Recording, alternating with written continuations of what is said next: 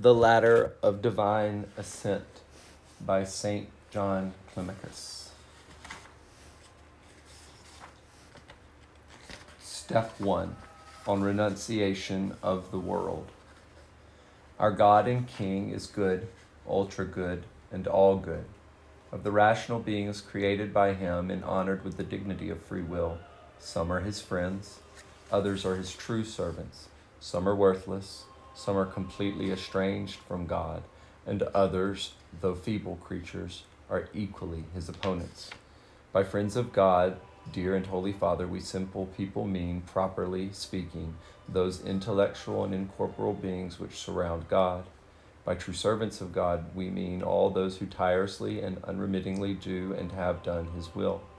By worthless servants, we mean those who think of themselves as having been granted baptism, but have not faithfully kept the vows they made to God. By those estranged from God and alienated from him, we mean those who are unbelievers or heretics. Finally, the enemies of God are those who have not only evaded and rejected the Lord's commandment themselves, but who also wage bitter war on those who are fulfilling it. Each of the classes mentioned might as well have a special treatise devoted to it, but for simple folk like us it would not be profitable at this point to enter in such lengthy investigations. Come then, in unquestioning obedience, and let us stretch out our unworthy hands to the true servants of God who devoutly compel us and in their faith constrain us by their commands. Let us write this treatise with a pen, and for their knowledge and dipped in the ink of humility which is both subdued yet radiant. Let us apply it with smooth white paper of their hearts, or rather test it on the tablets of spirit, and let us inscribe the divine words, or rather sow the seeds. And let us begin like this. God belongs to all free beings. He is the life of all, the salvation of all the faithful and unfaithful, just and unjust, pious and unpious, passionate and dispassionate, monks and secular, wise and simple, healthy and sick, young and old, just as the diffusion of light in the sun and the changes of the weather are for all alike, for there is no respect of persons with God. The irreligious man is a mortal being with a rational nature who of his own free will turns his back on life and thinks of his own maker, the existent, as non-existent. The lawless man is one who holds the law of God after his own deprived fashion and thinks to combine faith in God with the heresy that is directly opposed to him. The Christian is one who imitates Christ in thought, word, and deed, as far as possible for human beings, believing rightly and blamelessly in the Holy Trinity. The lover of God is he who lives in communion with all that is natural and sinless, and as far as he is able neglects nothing good. The continent man is he who in the midst of temptations, snares, turmoils, strives with all his might to imitate the way of him who is free from such. The monk is he who within the earthly and soiled body turns toward the rank and state of incorporeal beings. A monk is he who strictly controls his nature unceasingly, watching over his senses. A monk is he who keeps his body in chastity, his mouth pure, and his mind illumined.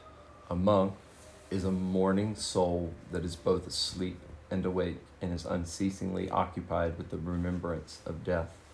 Withdrawal from the world is voluntary hatred of vaunted material things, and denial of nature for the attainment of what is above nature. And who, having willingly left the things of the world, having certainly done so for either the sake of the future kingdom, or because of the multitude of their sins, or for the love of God, if they were not moved by any of these reasons, their withdrawal from the world was unreasonable. But God, who sets our contests, waits to see the end result of what our course will be. The man who has withdrawn from the world in order to shake off the own burden of his sins should imitate those who sit outside the city amongst the tombs, and should not discontinue his hot and fiery streams of tears and voicelessly heartfelt groanings until he too senses that Jesus has come to him and rolled away the stone of hardness from his heart, and loosened Lazarus from our mind, from the bands of sin, and ordered attendant angels, loose him from the passions, and let him go into blessed dispassion. Those of us who wish to go out of Egypt and fly from Pharaoh certainly need Moses as a mediator with God and from God, who's standing between action and contemplation, will raise hands of prayer for us to God, so that guided by him we may cross the sea of sin and rout the Amalek of the passions. That is why those who have surrendered themselves to God deceive themselves if they suppose they have no need of a director. Those who came out of Egypt had Moses as their guide, and those who fled Sodom had an angel. The former are like those who are healed of the passions of the soul, but by care of physicians. These are those who come out of Egypt. The latter are like those who put off uncleanliness of the wretched body, for that is why they need a helper, an angel, so to speak, at least one equal to an angel. For in proportion to the corruption of our wounds, we need a director who is indeed an expert and physician. Those whose aim at ascending with the body to heaven need the violence indeed and constant suffering, especially in the early stages of their renunciation, until pleasure-loving dispositions and unfeeling hearts attain the love of God and chastity by visible sorrow. A great toil, very great indeed, with much unseen suffering, especially for those who live carelessly, until by simplicity, deep angerlessness, and diligence we make our mind, which is a greedy kitchen dog, addicted to barking, a lover of chastity and watchfulness. But let us who are weak and passionate have courage to offer our infirmity and natural weakness to Christ in unhesitating faith, and confess to him, as we shall be certain to obtain his help, even beyond our merit, if we unceasingly go right to the depth of our own humility. All those who enter the good fight, which is hard and narrow, but also easy, must realize that they must leap into the fire if they really expect the celestial fire to dwell in them. But let everyone examine himself, and let him eat the bread of which is bitter herbs, and let him drink the cup of it, which is tears, lest his service lead to his own judgment. If everyone who has been baptized has not been saved, I shall be silent about what follows. Those who enter this contest must renounce all things, despise all things, deride all things, and for the sake of all things that they may lay a firm foundation. A good foundation of 3 layers and pillars is innocence, fasting, and temperance. Let all babes in Christ begin with these 3 virtues, taking as their model natural babes. For you never find them anything sly or deceitful. They have no insatiate appetite, no insatiable stomach, no body on fire, but perhaps as they grow in proportion and they take more food, their natural passion also increase. To lag in the fight at the very outset of this struggle, and thereby to furnish proof of our coming defeat, is a very hateful and dangerous thing. A firm beginning will certainly be useful when the ladder grows slack. A soul that is strong at first but then relaxes is spurred by the memory of its former zeal, and in this way new wings are often obtained.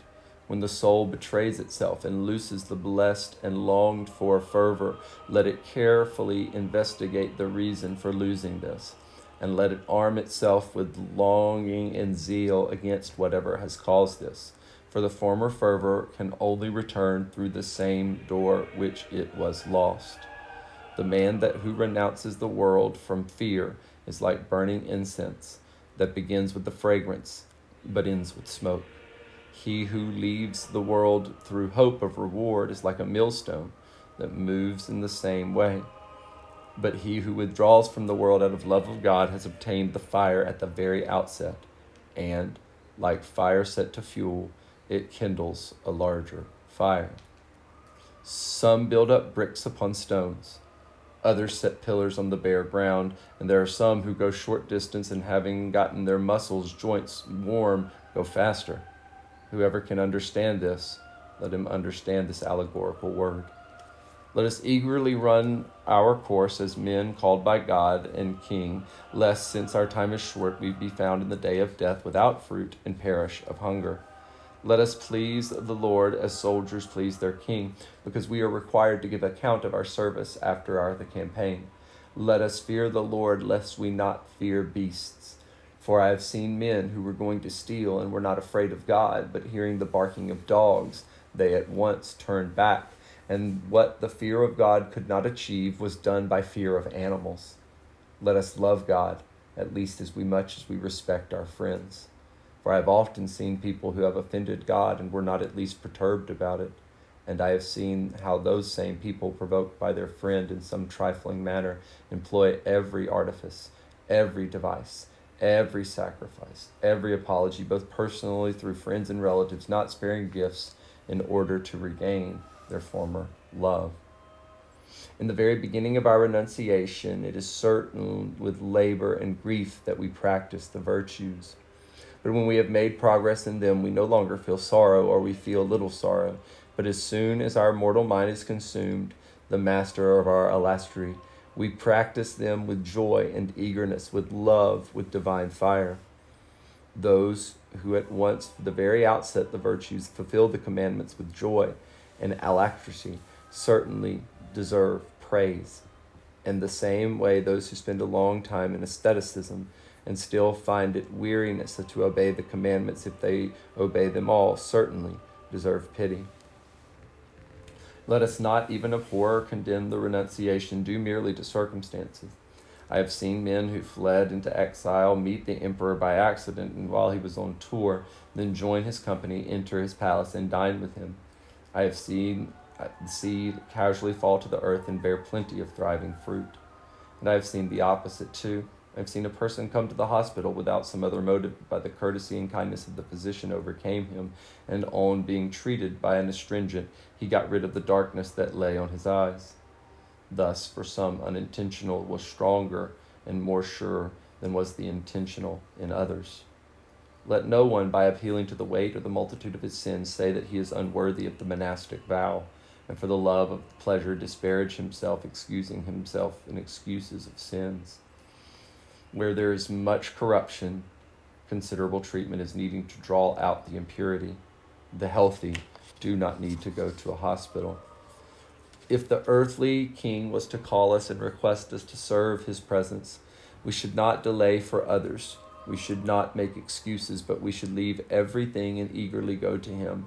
Let us then be on alert, lest when the King of Kings, the Lord of Lords, and the God of Gods calls us to the heavenly office, we cry out of sloth and cowardice and find ourselves without excuse in the last judgment.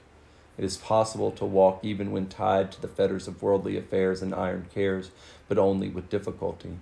For even those who have iron chains in their feet can often walk, but they are continually stumbling and getting hurt.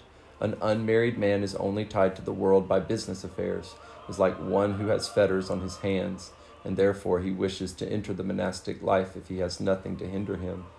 But the married man is like one who is bound hand and foot. Some people living carelessly in the world have asked me, why have wives and are beset to the social cares, and how can we lead the solitary lives? I replied to them, do all the good you can. Do not speak evil of anyone. Do not steal from anyone. Do not lie to anyone. Do not be arrogant towards anyone. Do not hate anyone. Be sure to go to church. Be compassionate to the needy. Do not offend anyone. Do not wreck another man's domestic happiness, and be content with what your wives can give you. If you behave this way, you will not be far from the kingdom of heaven. Let us charge into the good fight with joy and love, without being afraid of our enemies. Those unseen themselves, we can look at the face of our soul, and they can see it and be altered by fear. They take up arms against us so more fiercely. For the cunning creatures have observed that we are scared. So let us take up against arms against them courageously. No one will fight with a resolute fighter.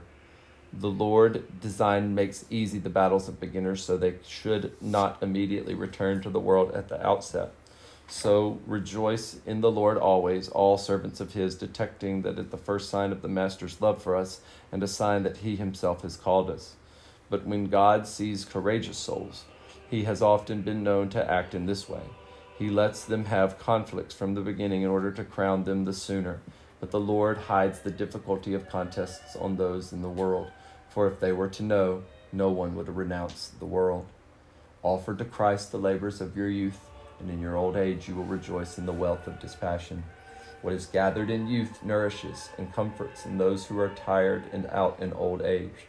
In our youth let us labor ardently, and let us run diligently, for the hour of death is unknown. We have very evil and dangerous, cunning and unscrupulous foes, who hold fire in their hands and try to burn the temple of God with flame that is in it. These foes are strong. They never sleep. They are incorporeal and invisible. Let no one, when he is young, listen to his enemies, the demons, when they say to him, "Do not wear out your own flesh, lest it makes you weak, sick." For you will scarcely find anyone, especially in this present generation, who is determined to mortify this demon, mortify his flesh, although he might deprive him of many pleasant dishes. The aim of this demon is to make the very outset of spiritual life lax and negligent, and then make the end correspond to the beginning.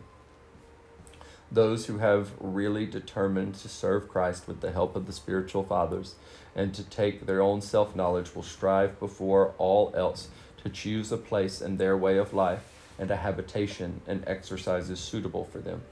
For the community of life is not for all on the account of greed, and not for all in the places of solitude on account of anger, but each will consider what is most suited to his needs.